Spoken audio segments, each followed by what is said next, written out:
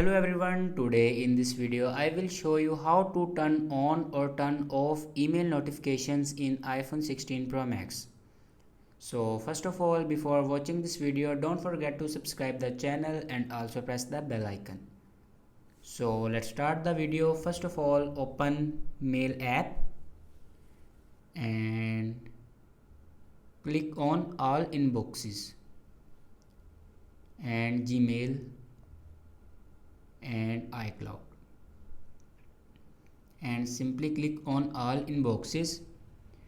And if you want to turn on or turn off email notifications, then simply swipe left and now click on more.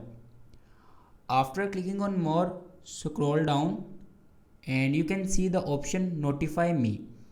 If you want to turn on notification on this email, then simply click on notify me. Your notification will be turned on. And if you want to turn off your email notification, then simply swipe left and click on more and then scroll down and click on stop notifying. Your notification will be turned off.